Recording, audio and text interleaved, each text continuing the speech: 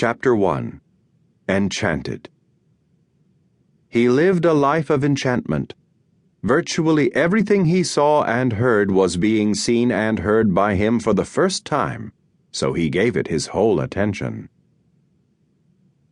The coachman said the eggs would never hatch. They were infertile, he insisted, as he tossed them onto the manure pile outside the stable. Elwyn's indulgent father had bought his children an incubator with 50 eggs, and only these 3 failed to hatch.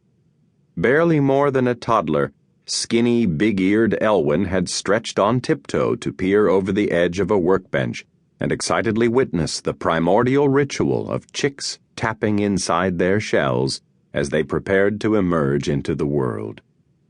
He didn't want to give up on the remaining eggs, and later he was the first to hear a cheeping sound outdoors.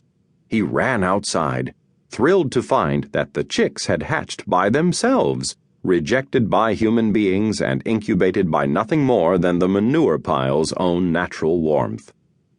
The birds were scurrying around, tiny and wet and rumpled, squawking hungrily.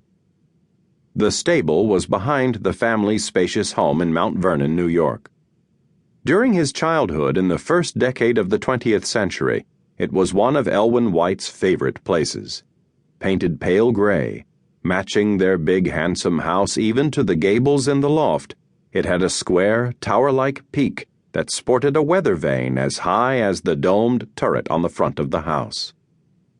Elwyn loved the pungent scent of hay in the stable's loft above his head, and of the dusty oats in their bin with its chute that carried grain down to the 3 stalls below. He liked to walk into the dark stable through the coach doorway created when the main door slid left into its wall pocket, and find himself surrounded by the exciting wild scent of the horses themselves.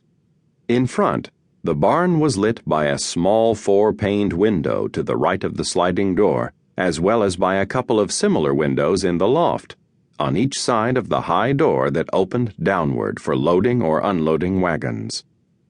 Still, the corners inside were always enticingly dark, the light angling down and splashing on hay to turn it golden.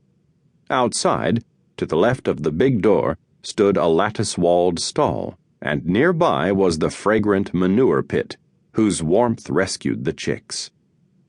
Sometimes the coachman, Jimmy Bridges, whom Elwyn admiringly followed around, smelled more horsey than human, mixed with the aroma of liniment and harness dressing.